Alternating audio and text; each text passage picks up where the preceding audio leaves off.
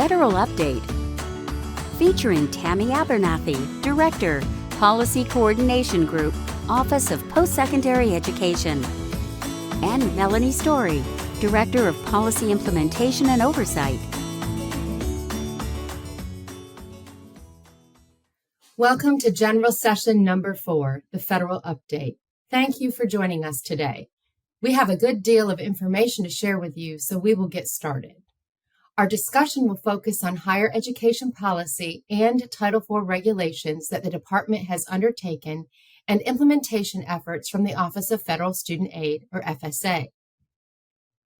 Our agenda includes negotiated rulemaking processes, regulatory updates, recent policy guidance, and implementation updates on the free application for federal student aid, or FAFSA, and will provide additional resources that will assist you in navigating through the information in this presentation. This first section will go over our negotiated rulemaking processes. This slide provides a high-level overview of the Department's regulatory process for negotiated rulemaking, or NEG-REG. The first step in this process is informing the community of our intent to negotiate and announce the topics for consideration. We conduct at least one public hearing, which provides another opportunity for public input related to NEG-REG topics. We then publish another notice seeking nominations for non-federal negotiators. Next steps include holding negotiating committee meetings, preparing draft amendatory text, and taking final consensus on the last day of negotiations. Next, we publish the Notice of Proposed Rulemaking, or NPRM, in the Federal Register. Once published, we receive comments on the proposed regulations in regulations.gov. During the next phase, we process those comments by reviewing, redacting if necessary, summarizing, and responding when publishing the final rule in the Federal Register. Finally, implementation is based on the master calendar. If the rule is published by November 1st, the effective date of the regulations is July 1 of the following year. There could be early implementation at the Secretary's discretion. Last year, on July 7, 2023, the Department announced its intent to establish a negotiated rulemaking committee for student debt relief. We began by offering the public opportunity to provide comments on what issues they believe should be included in the negotiation process. This resulted in the receipt of 26,473 comments from the public. From there, the committee met on 4 separate occasions to negotiate the content of proposed regulations. There were originally 3 sessions held on October, November, and December of 2023, but we later added a 4th session on hardship in February 2024. Following the negotiation process, the Department published its first notice of proposed rulemaking on April 17, 2024. Once published, the Department opened the NPRM to public comment for 30 days, which resulted in a record-breaking receipt of 148,567 comments from the public.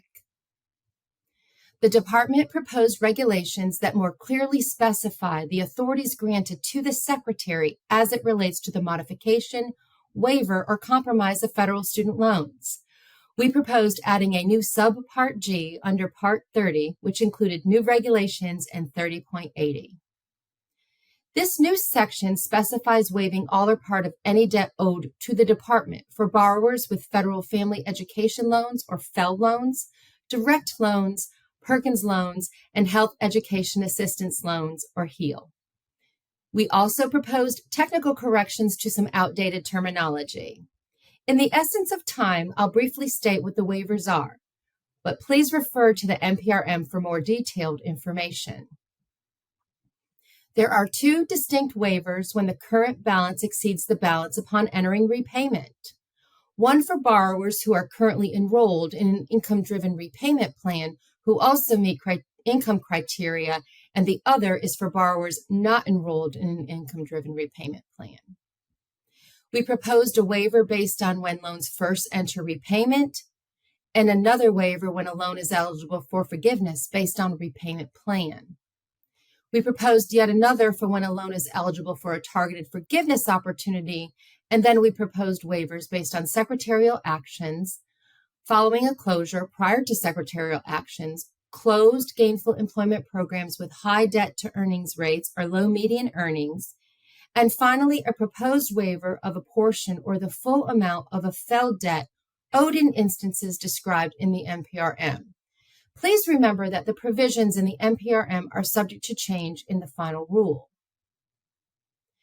As a result of the fourth Neg Reg session specific to hardship, we published the NPRM on October 31st, 2024. This comment period ended on December 2nd. For this waiver, we proposed two approaches for borrowers experiencing hardship. The first approach is waiving the full outstanding balance for borrowers that have or are currently experiencing hardship that is likely to impair the borrower's ability to fully repay their federal student loan, or in the event that the cost of enforcing the collection of the full debt is not justified. This approach includes factors we believe substantiate hardship. The second approach provides immediate relief for borrowers who are predicted to be 80% likely in default in the next 2 years. Please review the NPRM for detailed information, and remember that provisions in the NPRM are subject to change in a final rule. The department also held negotiated rulemaking for program integrity and institutional quality. The 6 topics included in this Neg Reg were separated into different NPRMs. Only 3 of the 6 topics, TRIO, distance education, and return to Title IV, have made it into a proposed rule so far. We expect to address the other 3 topics sometime in the future. These are the changes for the TRIO programs that were included in the proposed rule. Because the negotiating committee achieved consensus on this topic, the NPRM reflects agreed upon regulatory language and includes participation eligibility for the 3 programs listed here on the slide. As this is still a proposed rule, some of these provisions are subject to change in the final rule. This slide provides a summary of the distance education provisions, and we encourage you to review the NPRM for more detailed information. The next couple of slides summarize the return to Title IV provisions that were included in the NPRM.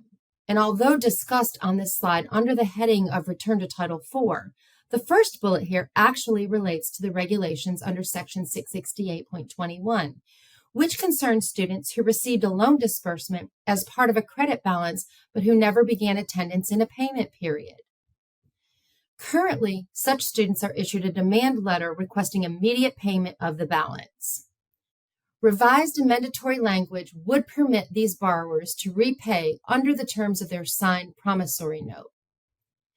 We're frequently asked if this is permissible for an institution to return all that student's Title IV aid and essentially treat the term as if it never occurred in situations where 100% of the charges are being refunded to a student.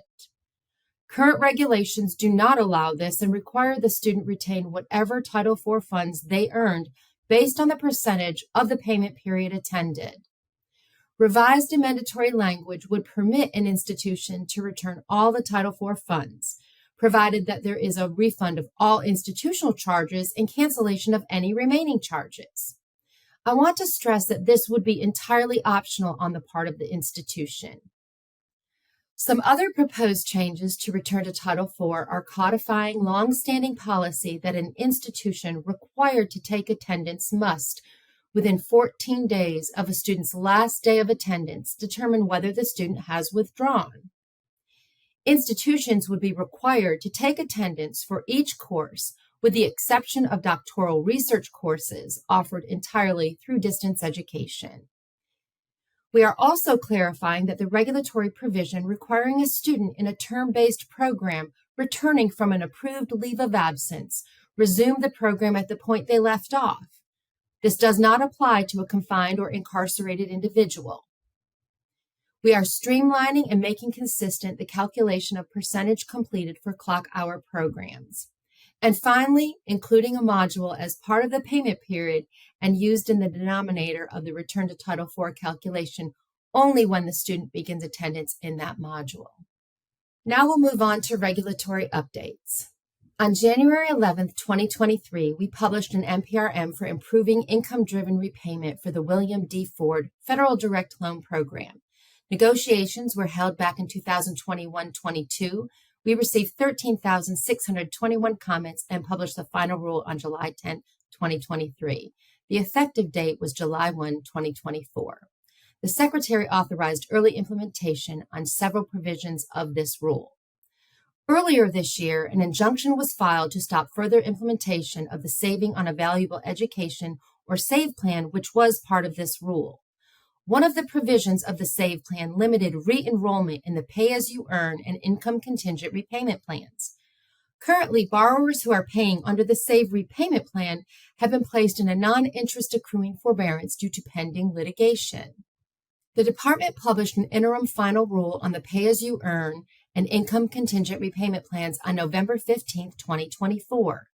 This interim final rule provides a stopgap measure that reopens enrollment for borrowers in these two other repayment plans. Most new enrollments in these plans had been closed when SAVE was introduced. We have heard from borrowers seeking public service loan forgiveness who are looking for options to make payments that count toward forgiveness. Issuing this interim final rule allows the Department to meet its statutory obligation under the Higher Education Act of 1965 as amended to offer borrowers an income contingent repayment plan. Borrowers will not be required to switch to these plans. FSA is working to implement the changes and will provide more information when borrowers may apply. Let's shift our attention to the Perkins Loan Program. Institutions that continue to service their Perkins loan portfolio must report any outstanding loans in the National Student Loan Data System, or NSLDS, monthly, and complete their annual Fiscal Operations Report and Application to Participate, or FSATC, because they are required to report on their federal Perkins Loan Revolving Fund activity. Accurate reporting enables the Department to effectively break down the revolving fund balance into institutional and federal capital contributions as of June 30th. The institutional share may be used as the institution deems necessary, and the federal share is required to be returned to the Department by the deadline every year. Institutions are required to follow all Perkins loan due diligence procedures if they service their own portfolio or perform quality checking on any servicer performing this activity on behalf of the institution. Remember that even though you have a servicer or a contractor perform your due diligence, it is the institution's responsibility to make sure loans are serviced properly. If the institution is the servicer, the same expectations hold true. You must perform your due diligence according to the regulations. Institutions are required to assign to the Department any Perkins loans that have been in default for 2 or more years. For complete information on this, please refer to the electronic announcements listed on this slide. Institutions that no longer wish to service their Perkins loan portfolio should begin the liquidation process to close out their program. There is a resource listed on the screen for those institutions interested in liquidating. The Joint Consolidation Loan Separation Act was signed into law on October 11, 2022. This law allows joint consolidation loan borrowers who have either direct loans or FFEL loans to separate their joint debt into new individual direct consolidation loans. This was effective on September 30th, 2024. And borrowers were able to request a separation by submitting a combined application. I refer you to studentaid.gov website for more information on this process. Let's review some recent policy-related Dear Colleague letters and electronic announcements. Dear Colleague Letter Gen 2409 reminds institutions that they may voluntarily provide information about hate crimes to members of their campus communities beyond what the Clery Act requires to be reported for campus crimes. An institution may voluntarily provide the subcategories and groups who were targeted based on their actual or perceived membership in a covered bias category. Although not required, we encourage institutions to voluntarily provide this information to students, employees, and other stakeholders, especially in consideration of heightened concerns about acts of hate on campuses. We have identified subcategories on the slide, and additional details may be found in this Dear Colleague letter. Some of you may know that students enrolled in an eligible career pathway program can establish eligibility for Title IV using certain ability to benefit alternatives. A lesser-known one of these alternatives is the option for students in an eligible career pathway program to establish eligibility by completing a state process approved by the department. Dear Colleague Letter Gen 2408 provides some guidance about the state process alternative, including how a state can seek and maintain the department's approval of such a process, as well as how an institution can seek the department's approval of a career pathway program. For institutions that may already offer such a program, this letter also explains what is needed to have the program added to your e-app so the program remains eligible. On October 23, 2023, we published a final rule in the Federal Register amending regulations related to financial responsibility, administrative capability, certification procedures, and ability to benefit. Dear Colleague Letter Gen 2407 provides a summary of the requirements that the Department implemented for the 2024-25 award year. The summary information is broken down by regulatory sections. This information is an excellent overview of regulatory changes that anyone involved in the administration of Title IV student aid programs needs to be aware of. Additionally, an update to the Dear Colleague Letter apprises institutions of a United States District Court decision granting a preliminary injunction preventing the Department from enforcing the maximum program length for gainful employment programs under the regulations in Section 668.14b26.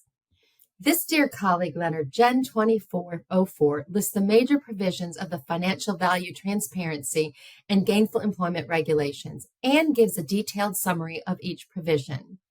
All programs are subject to either financial value transparency or gainful employment rules, except for comprehensive transition and post-secondary programs, approved prison education programs, post-baccalaureate teacher education programs where the institution does not award a credential, programs at least 2 academic years in length that are acceptable for full credit toward a bachelor's degree, and preparatory coursework. What this means is that most institutions will have to comply with the applicable reporting requirements even if they have no gainful employment programs. It is important that you are aware of your institution's responsibility under the rule, as well as reporting deadlines. An electronic announcement, GE 2408, provided an update to this letter and notes that the reporting deadlines for financial value transparency and gainful employment and the evaluation of completers lists have been extended to January 15, 2025. Another Dear Colleague Letter, Gen 2406, relates to the implementation of regulations that became effective July 1, 2024. And it provides guidance specific to the implementation of program length restrictions found under Regulatory Section 668.14b26. As I mentioned earlier, because this particular provision is currently on hold pending a court decision, institutions must comply with the previous maximum program length regulations that were in effect prior to July 1, 2024. Detailed information on implementation contained in this letter will be a useful resource to institutions with gainful employment programs affected by this change. With the switch from expected family contribution, EFC, to student aid index, and given that regulations require institutions to prioritize students with the lowest EFCs who also receive Pell Grants, we were asked how to interpret the threshold for exceptional need for the purposes of awarding Federal Supplemental Educational Opportunity Grant, also referred to as FSAOG. Dear Colleague Letter Gen 2405 provides institutions with 2 options for considering a student for an FSAOG award. Under the first option, an institution may treat all negative student aid indices down to negative 1,500 as equal to a student aid index of 0 in its selection criteria for FSAOG. The second option involves using the negative student aid index to identify students with the most need in the selection criteria. Both options are valid, and selecting one option over the other is neither preferred by the department, nor will it result in a compliance finding as long as it is applied consistently and correctly to all students. At this time, I would like to turn this presentation over to my co-presenter so that she may provide important operational details from the Office of Federal Student Aid. Melanie? Thanks, Tammy. Lots of great information there. Let me add just a few updates related to some recent policy guidance from Federal Student Aid. So hello, everyone. I am Melanie Story, Director of Policy Implementation and Oversight at Federal Student Aid. So let me first talk about some guidance related to schools affected by Tropical Storm Helene or Hurricane Helene or other institutions that have been impacted or declared as a federal disaster area. We have recently republished an EA to point institutions to point you to GEN 1708. GEN 1708 is still the guidance in effect. And that guidance includes a number of flexibilities for institutions who are in areas that have been federally declared disaster areas. It allows for changes to your academic calendar due to the disaster.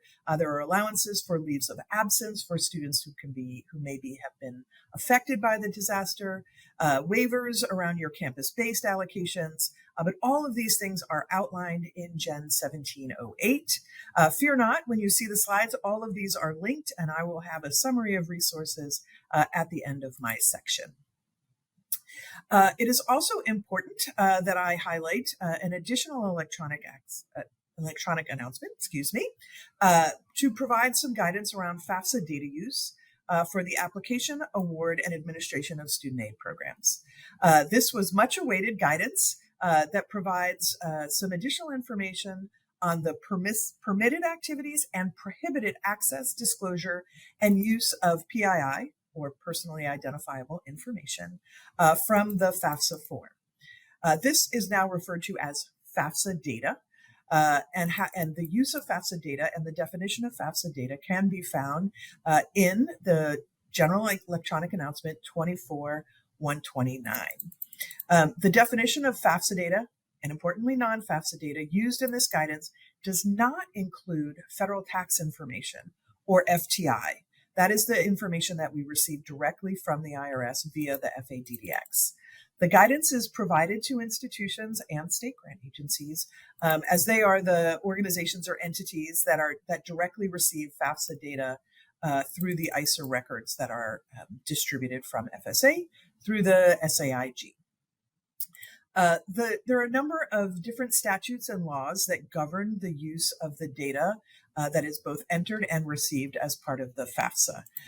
Those laws include the Higher Education Act, the Family Education Rights and Privacy Act, affectionately known as FERPA, and of course the Privacy Act of 1974, all as amended. Important to note, while this outlines permissible use and restricted use of FAFSA data, it does not apply, again, to federal tax information or FTI. A separate electronic announcement will follow in the near future that will detail permitted guidance on and prohibited, that will detail the guidance on permitted and prohibited access, disclosure, and use of federal tax information by colleges and universities, as well as state grant agencies. So just again, GEN 24-129 focuses on the use for application, award, and administration of student aid programs for FAFSA data, and there will be an upcoming electronic announcement regarding the use of federal tax information. No inferences should be made regarding FTI based on this guidance. And lastly, but certainly not least, let me just say a little bit about recent policy guidance as it relates to verification for the 25-26 FAFSA cycle. We published information in the Federal Register back in September regarding verification for the 25-26 FAFSA and what items can be selected for verification, what applicants will be selected, as well as the acceptable documentation for those selected. The verification completion process for 25-26 is largely unchanged from 24-25. We have, because we are continuing to use and will continue to use the direct data exchange between the Department of Education and the IRS, we continue to import most of the income information directly from the IRS. The federal tax information, again, or FTI, that is transferred via the FADDX to the FAFSA form will continue to be considered verified for the purposes of Title IV. Therefore, institutions are not required to collect a tax return transcript or a signed copy of the 2023 income tax return if FTI was successfully transferred into the FAFSA form. However, important one change in the verification process for 2526 is that we have requested that individuals who are victims of IRS tax-related identity theft, that they obtain a copy of their tax return transcript from the IRS for verification purposes. We do know that these transcript requests have been taking a significant amount of time to process, and because of this delay, these identity theft victims should provide or must provide a copy of their signed 2023 income tax return and applicable schedules. So in addition, individuals must provide an IRS 4674C letter.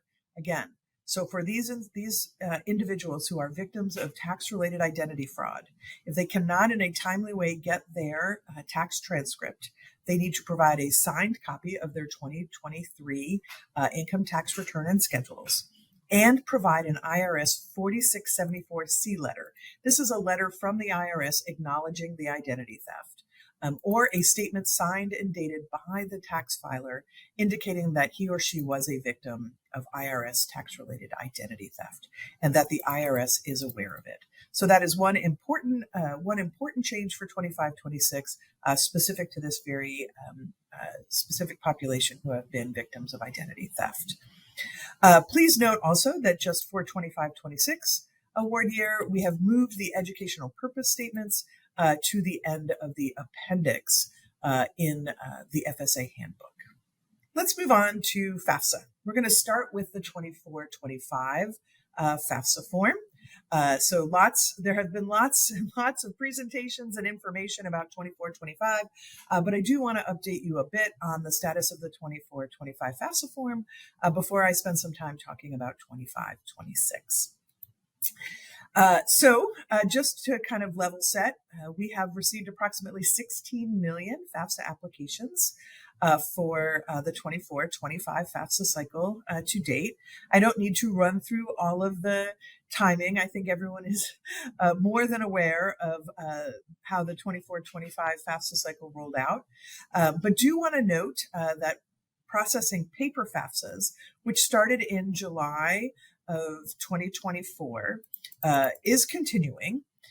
While we have been able to resolve many of the issues that developed during the launch and ongoing processing of 24-25 FAFSAs, both electronic and paper, we have either resolved many of those issues or have provided workarounds. We do continue to publish and update any issues that we are aware of in the 24-25 FAFSA issue alerts on the Knowledge Center. And I'll say more about that at the end when I kind of provide a lot of resources. But do please keep an eye on the FAFSA issue alerts as we move into the 25-26 cycle, because as you know, for 25-26, we really replicated 24-25 and then continued to make improvements in the 24-25 application cycle. Once we fix and address issues for 24-25, they are also fixed for 25-26, or vice versa. When we fix them for 25-26, they are corrected in the 24-25 FAFSA cycle. So important when you look at those issue alerts to know that they are cycle neutral, and that will be reflected on the Knowledge Center going forward. In addition, you can look at the updates pages where we will start to produce, where you're starting to produce the submission numbers and processing numbers for 25-26, also on the Knowledge Center. Let me kind of back up and move forward a little bit here to talk a little bit about the processing of paper FAFSA forms, which I mentioned started in July. While this represents just a small number of FAFSA forms, less than 0.5%, we are aware that there are a number of situations that have arisen with paper processing, particularly impacting those who are in prison education programs or participating in the Second Chance Pell experimental site, for incarcerated students who have to complete a paper FAFSA. We are aware that there are some situations that are requiring some special and additional handling of the paper applications. We have continually been updating the electronic announcement regarding paper processing as we continue to work through those issues and identify problems. I know we have been in touch with many institutions who have been reporting those issues to us, and we continue to update that electronic announcement as we work through some of those special processing issues for paper. So let me say a little bit here about FAFSA corrections. Of course, everyone is aware that in July we announced that we were deferring electronic batch corrections, submitting multiple corrections via institutions in order to focus on our transition to 25-26 and minimize risk. However, I hope folks are aware and pleased to let you know that back in November, we announced that batch corrections will be available for 25-26 in the first quarter of 2025, so the first calendar quarter. And when batch corrections are made available for 25-26 in that first quarter, as I mentioned, all updates are now cycle neutral. Batch corrections will also be available for 24-25. So let me say that again. While we deferred batch corrections back in July, batch corrections will be available sometime during calendar Q1 of 25 for both the remaining 24-25 cycle as well as for the 25-26 cycle. So hopefully that will reduce some additional burden for later corrections in the 24-25 FAFSA cycle. And I think many folks are aware that FSA and the Department of Education supported a number of strategies both to support institutions in completing their FPP corrections, as well as a student support strategy to help FAFSA completion throughout the summer of 2024. I've already spoken a bit about processing the paper FAFSAs. We are also aware of the desire to reinstate the functionality to be able to individually print FAFSA submission summaries, whether they be paper or electronic. More to come on that. Please look for an electronic announcement to update on that particular functionality. FAFSA corrections, as I already mentioned, batch corrections for both 24-25 and 25-26 in Q1. So I will say a little bit more about this going forward, but just want to flag that as you're potentially having ongoing issues, particularly on processing paper FAFSAs, I will provide information about how and where you can share that information to ensure that we are aware of the full breadth of issues students and institutions may be facing as it results from paper FAFSA processing, and clear those issues as quickly as possible. Couple of more just quick things. I think, while I don't want to spend too much time on 24-25, let's focus on 25-26. I do want to just mention, of course, contributors without a Social Security number was another pain point for many during the 24-25 FAFSA cycle. Many of the earlier issues have been resolved. We have sort of opened up the availability of getting studentaid.gov IDs and suspending the full ID verification. We have published a number of different tip sheets and workarounds, particularly around supporting applications with contributors without an SSN. However, we know that some issues continue, and we continue to modify the system to provide more access to these contributors. As I mentioned, back in April, we announced that we modified our identity validation system to temporarily allow those without a Social Security number to immediately access the online 24-25 form after they created their studentaid.gov account. This allowed them to forego the need to provide their identity validation documents, which was taking some additional amount of time. Originally, we had suggested that contributors needed to complete that full identity validation process before the beginning of 25-26. However, we announced also in July that we are extending the process of waiving that identity validation process through the 25-26 cycle. So that flexibility will be in place throughout 25-26. At this time, we have no plans to implement any form of restricted status for students or contributors without an SSN in the 25-26 cycle. This extension is going to continue until we both develop a longer-term solution to the manual identity validation process that can avoid and bypass some of the delays and confusion that happened earlier in the 24-25 cycle, as well as we ensure that the ability for those without an SSN can also use the FADDX, authorized by the Future Act, to transfer their tax information into the FAFSA form via their ITIN. So just to recap, contributors without an SSN, we will continue the waivers on the manual identity validation process throughout the 25-26 cycle, and we will keep all of you informed as we move toward a more streamlined solution. Finally, let me say just a little bit about some of the award year flexibilities. Things that I think you are well aware of for 24-25, some also included moving into 25-26. But verification requirements were significantly reduced, as we mentioned, focusing only on identity fraud. We also became aware, thanks to much communication from you all, around concerns on conflicting information, where students indicated that they had not filed their tax form, but then the FADDX provided information directly from the IRS. We do have a process in place to reprocess those applications who have conflicting information so that to limit, or I guess eliminate, the burden on institutions to identify that conflicting information. We hope to have that reprocessing in place soon. Again, we will be sure to announce that via an update to the electronic announcement that discussed that conflicting information. Lastly, I also just want to mention the extended flexibilities around the disbursement rules.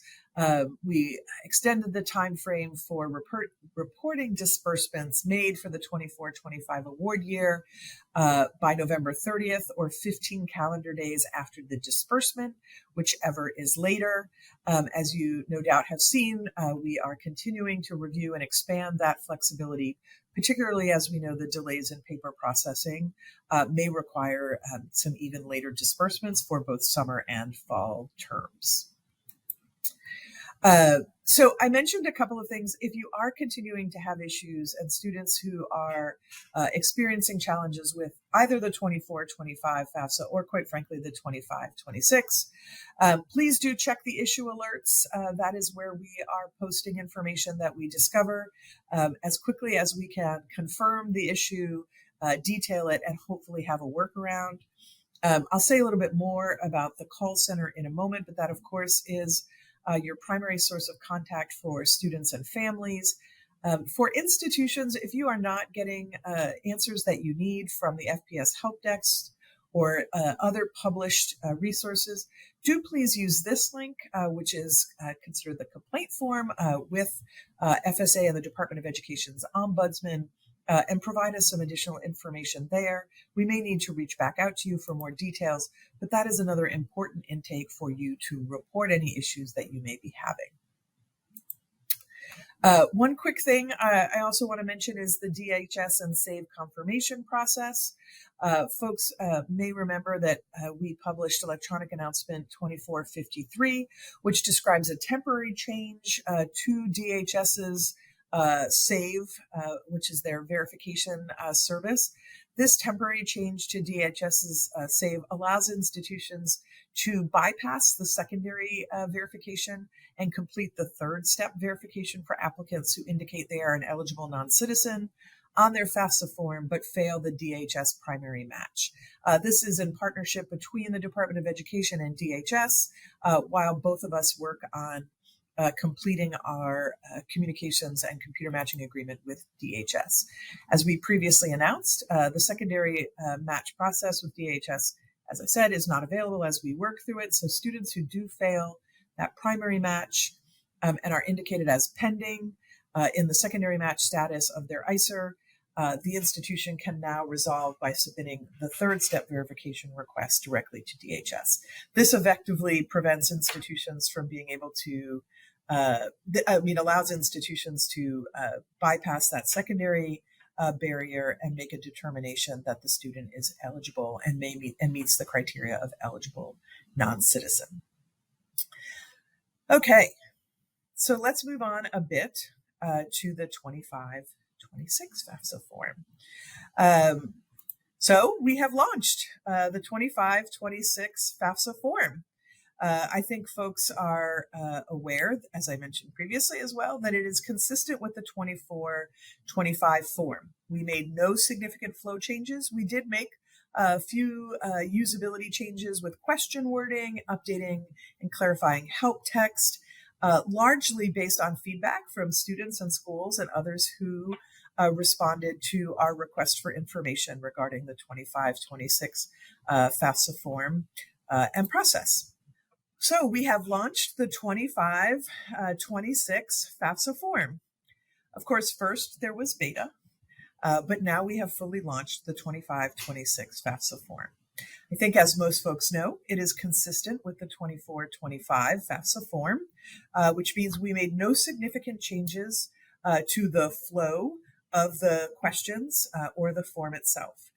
We did make updates to certain question wording and help text and other usability improvements to address challenges that we had feedback on, both directly from students and schools, but also via the request for information, or RFI, that was published earlier in the fall, late summer, asking for recommendations around supports around help and other supports that could help students and families, as well as counselors and aid administrators in the completion of the 25-26 FAFSA form.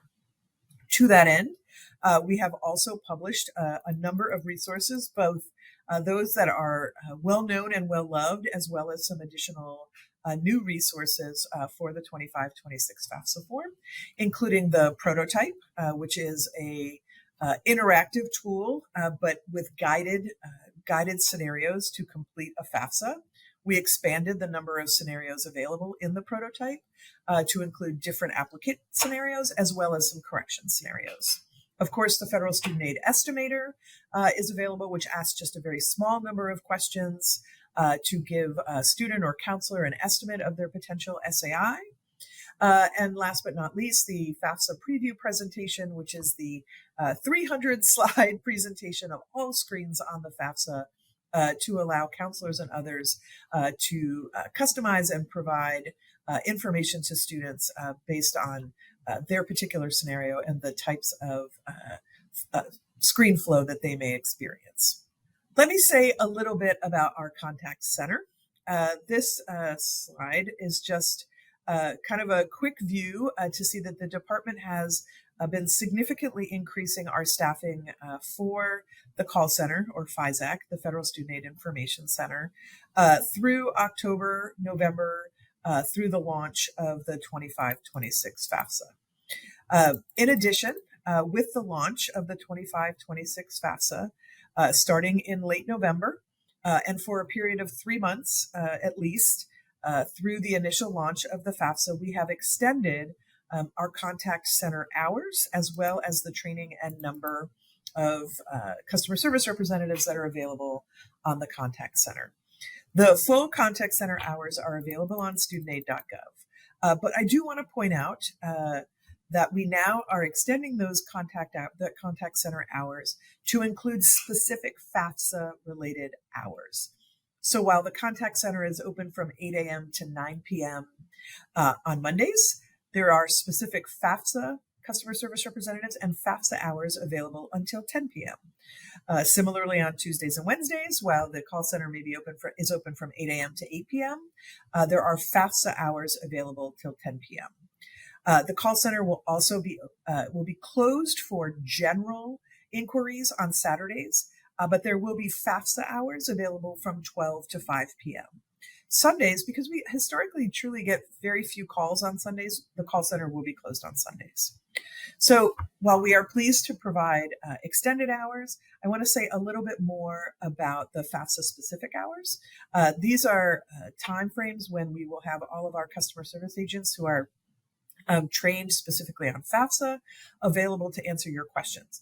Were you or a student or family to call on a non-FAFSA related issue during a FAFSA hour, we'll simply ask them to call back during the regular call center hours. So just wanting to flag that there are these new hours. This is unusual and new for us to try in 25-26, but hopefully to help make sure and extend our support to students and families who are anxious to complete their 25-26 FAFSA.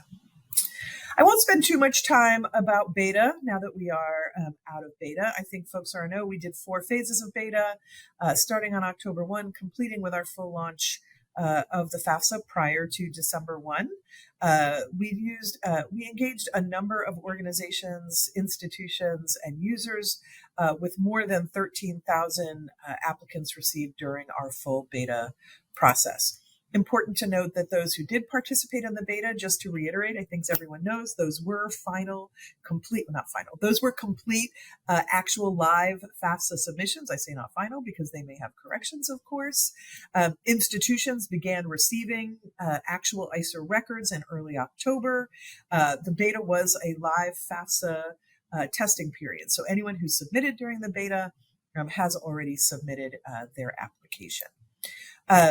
Again, just to remind folks, we started in beta 1 with community-based organizations. We expanded to institutions and high schools and other CBOs in betas 2 through 4 until we opened to our expanded beta 4, which was open to all students.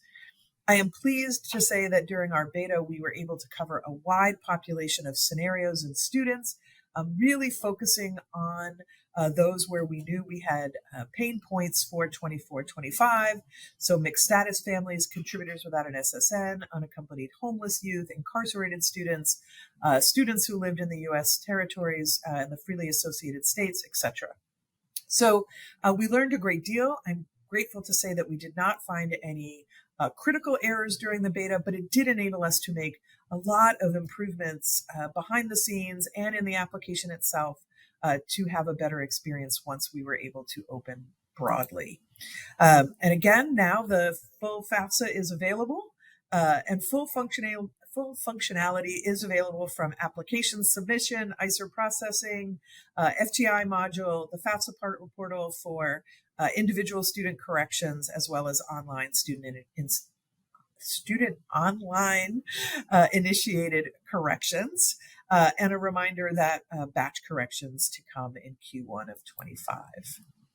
Let me just say a little bit about what we learned in the beta and even before the beta. We did a lot of analysis of where students were dropping out of the form, where contributors may be struggling with the form, or even prior to entering the FAFSA. And so I think everyone is aware that the direct unsubsidized loan only question was an area where students had trouble understanding the question or understanding that they should select it only if they only wanted an unsub loan, which should be a very small number of students. So after several rounds of trying to reword the question to be clearer, we then decided to institute, and you can see it a little bit here, a pop-up that really, if a student says they only want an unsubsidized loan, that we say, are you sure? And we explain it in more detail there. The other thing we did was created a new IRS import sort of confirmation screen. You know, one of the interesting things that we saw with 24-25 was that what worked really beautifully was the import of IRS data via the FATDX. But because it was so seamless and so smooth, many applicants and their contributors were unsure that the data had actually been imported. So we have now put together this pop-up screen to let the applicant and the contributors know that, in fact, confirm that we have been able to import and access the IRS on their behalf. Third, highlighted here is the digital attestation and validation of identity. This is, again, related to the obtaining an FSA ID. And so now that we are bypassing the manual identity validation, we have created this digital attestation and validation of identity as part of that process. And then, as I mentioned, we have done really a lot of work to improve the help text based on feedback from you all and from the RFI, as well as cleaning up some of the signature flow and some of the other things that were causing students to receive rejected applications. So we're hoping that now in 25-26, a number of the significant errors that we were facing have been resolved. Again, though, I just want to remind you, same as what I said before, please keep an eye on the issue alerts. Please feel free to call the contact center. But if you are having persistent issues and not able to get a resolution, please do submit something through the Ombuds office. So let me just wrap up here. Thank you all for so much of your time today, highlighting some of the resources that are available. And there are a lot. And while I won't go through each of them here one by one, I wanted to make sure they were kind of in one place on a handful of slides, and that you can use this presentation as an important reference document. Of course, the handbook is our gold standard of all of the guidance and information you would need for 24-25. The publication of that handbook is now complete, and we are actively working on the 25-26 handbook. This, of course, is one of the most important resources you have. And we can tell because you all read it closely and send us lots of questions through the Help Center and help us improve it every year. And for that, we are grateful. So do please keep an eye on the handbook as we continue to work on it and prepare to start updating and publishing the 25-26. Let me just say, FAFSA simplification resources, we have streamlined the FAFSA simplification topics page on the Knowledge Center. If you go to the Knowledge Center and you go to topics, there is still the FAFSA simplification topics page. That is the place to go for all things related to the 24-25 and 25-26 FAFSA. You can see on the right-hand rail, FAFSA news and links. That's where you will see the issue alerts. Beta Central was there. FAQs and any other information you would want, as well as the roadmap of upcoming publications that we may be planning. So do please bookmark that. It is a dynamic resource. We update it when we issue Blue Notes. All of that can be found on that topics page. I won't, as I said, go through all of the different things that have been published, both for 24-25 and 25-26, but do want to highlight a few, particularly the Student Aid Index and Pell Eligibility Guide, both for 24-25 and 25-26, as well as the FAFSA Specifications Guide, which provides all information on ICERs, comment codes, and all information related to the processing of ICERs. I will also flag that we still have the technical FAQ and known issues guide, which is specific to ICERs for vendors and others who may be highlighting issues that are related to ICERs. That is where we also publish workarounds for the processing side, kind of more of the back end part of FAFSA simplification and FAFSA processing.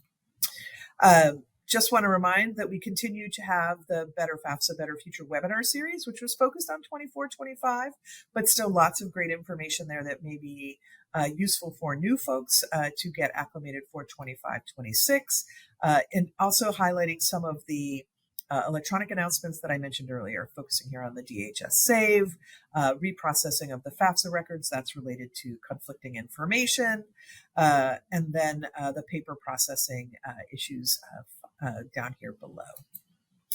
More resources, Counselor Financial Aid Toolkit, lots of things here on some of the flexibilities that we have been providing. Again, individual guidance on the specific to the resolving conflicting information and some challenges that were being faced by the citizens of the freely associated states. And last but never least, additional information on the information to be verified and acceptable documentation, all of the test ICERs, availability, as I mentioned, some of the resources on the prototype, verification again, unaccompanied homeless youth, etc.